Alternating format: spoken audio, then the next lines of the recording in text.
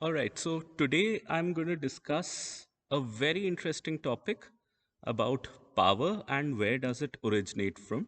And I'm going to discuss especially a book called Prelude to Political Economy, written by Professor Kaushik Basu, who was my game theory professor. And many of you would know he was the chief economic advisor of the government of India and later the chief economist at the World Bank. In Prelude to Political Economy, in a particular chapter called A Man of Influence, he discusses the whole theory of how does one person become influential really. Okay. Here, I'm going to be talking about four related concepts. However, in doing that, I am going to skip over some of the mathematical nuances of the model that he creates, and I'm going to break it down in a much more simpler form. Okay. So, the first thing we're going to discuss is how does a person become a person of influence?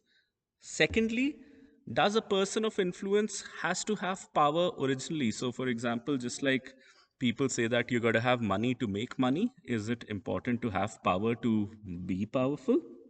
The third is under what conditions can a person of influence exist, and under what conditions can a person of influence not exist? What are the societal conditions needed?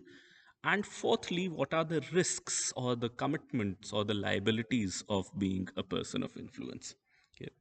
So, we're going to start with the first question. How does a person become a person of influence?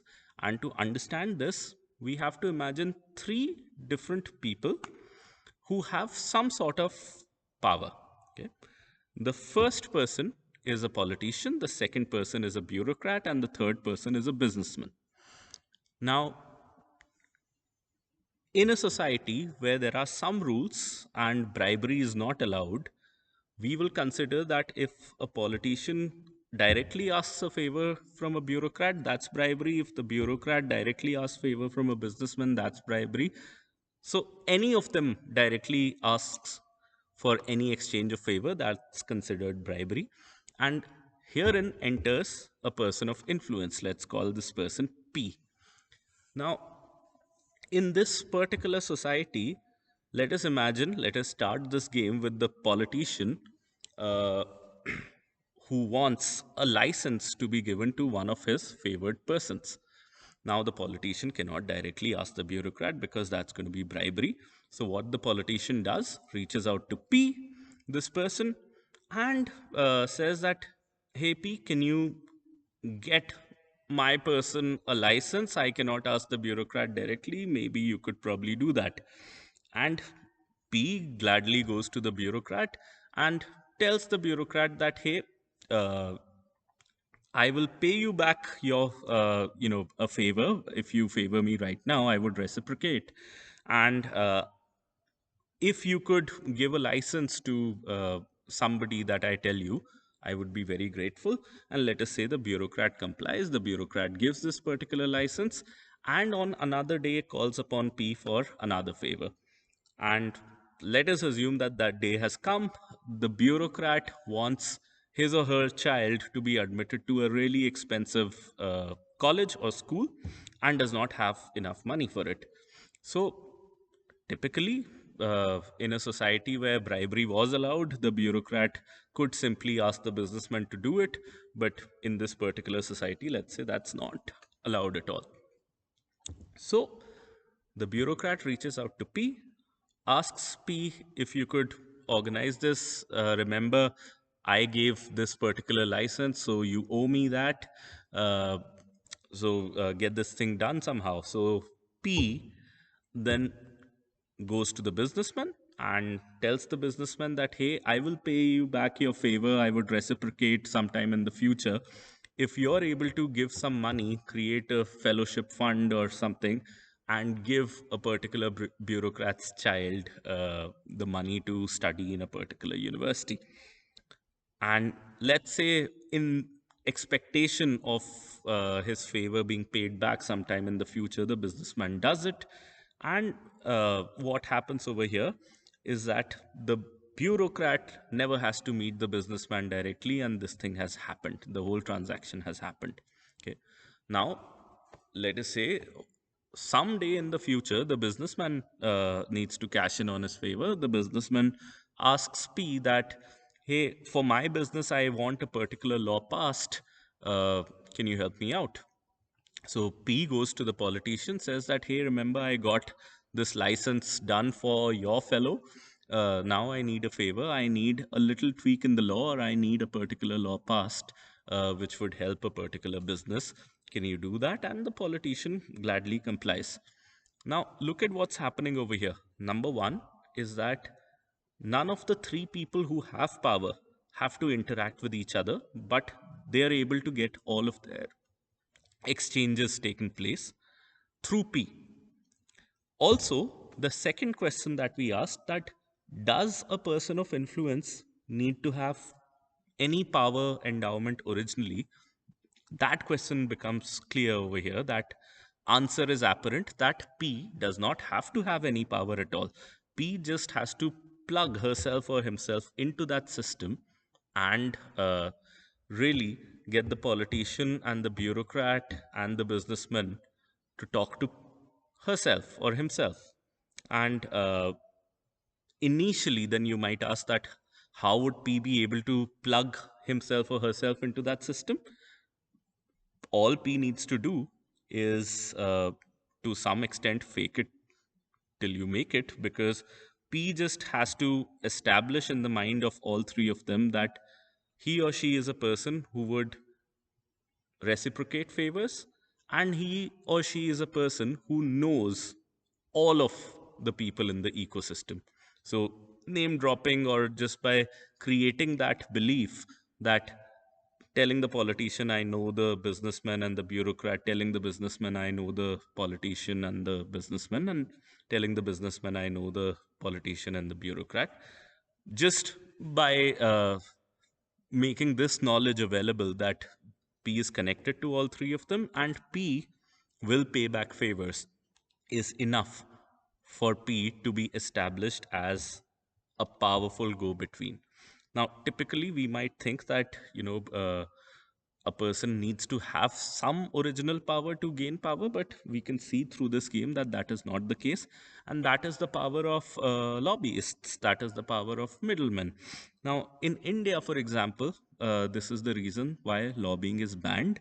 To what extent does that really apply in real life? That is, subject to anybody's inquiry. But uh, we can now move to our next question, which is that under what conditions can a person of influence exist? Okay. Before going over there, I want you to also notice one particular thing about this person of influence. This person of influence becomes a medium of exchange.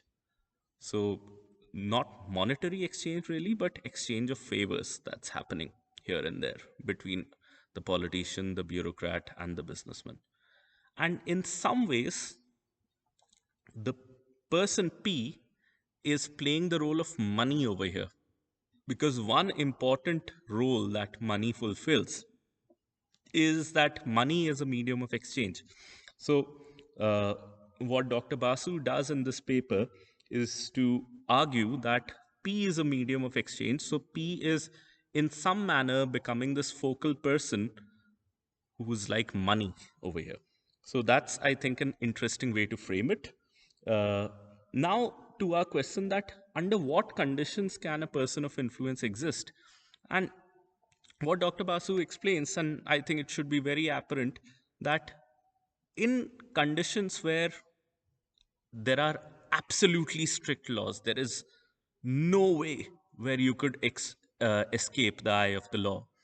This cannot really happen, because a person, in order to have their position of power, will not break the law. Okay, if there is no scope for doing that at all. Also, in a society where there are no laws, no societal norms at all, P doesn't need to exist, because money will do the job. The politician can easily buy the license from the bureaucrat. The bureaucrat can easily trade some sort of favors or licenses with the businessman. You could directly buy things from money, you don't need P at all. So money would replace P. P comes in this situation where in societies where rules are not absolute, but rules are not totally absent as well, which I think are most of the societies in the world. That is where the role of P comes in. Now, the point of risk, P has to maintain good reputation because you can fake it till you make it in terms of becoming a person of influence, but to remain a person of influence. Now, once you are that, you have a burden of paying back or reciprocating favors that you have taken. So, after you've given the license, you've gotten a license for the politician from the bureaucrat, you owe it to the bureaucrat. After you have gotten the bureaucrat's child admitted or the child's fee paid from the businessman, you owe it to the businessman. So you have to complete that cycle of favors. And if you don't, you gradually lose out on your reputation. But even over here, what Dr. Basu says that there is a slight bit of a difference between social exchanges and economic exchanges. So economic exchanges are really immediate and symmetric. Over here, social exchanges are happening over a period of time, and they may not be symmetric really. Also, it is important to note that in social exchanges, what can happen is that you cannot take away the things that you have already given. So, for example, I gave you a favor, but if you're not able to return that favor to me, I've already given you that favor. I cannot take it back, right? So that is the nature of social exchanges. They could be imperfect in that regard. So one way to look at all of these transactions that happened is that you could say that it is a pure economic exchange because everybody got what they wanted through P eventually. But the thing is that if P is not able to comply to one person, can that favor be returned or can that favor be taken back? Not really. The idea over here is that P would lose reputation if P is not able to reciprocate favors in the longer run.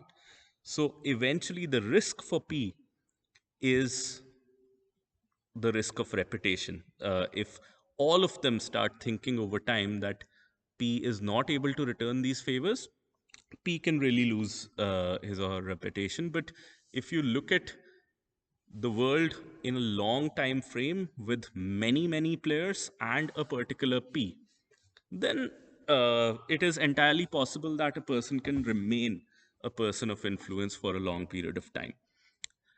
Now, I would just add one more thing to this discussion that a person of influence acts in a manner or can be positioned in a manner where his or her influence really, really grows. How does that happen? And this is also from Dr. Basu's work. This is something which is very interesting, and I'm sure a lot of us must have also experienced in real life. Now, let us say P is connected to the politician, the bureaucrat, the businessman, and this is the whole of the society right now. And P is the center point connecting all of these three nodes. Now, a new person enters the society. Who will the new person benefit the most out of by being friends with? So, by befriending which person in the society will this new person be most benefited? That's going to be P. So let's say this new person is a non-profit owner or non-profit founder who enters the society. He or she would be most benefited by befriending P because P is already connected to these three people who are not connected to each other that much. Now, there are four people plus P in the society. Let's say a fifth person comes in. Okay. Now, who will this fifth person be most benefited by befriending? Again, P. And so on and so forth. A sixth person, a seventh person, an eighth person. How many ever people come into the society, they would be most benefited by aligning with P by befriending P, because P was originally able to establish herself or himself as the central node in that system. And in that manner, over a long period of time, P's influence grows. So that is really the mechanics of how a person becomes influential. However, if you look at scientific literature, nobody really knows, and this is something that Dr. Basu also admits in this paper. And we've had a lot of discussion. We've made some breakthroughs, but when they become more clear, I'll discuss that in the series. But at this point of time, there is no clear theory on how does a person who comes out of nowhere is able to plug herself or himself in and become that sort of a central focal person. And the research is on, and we will keep you updated. Thank you.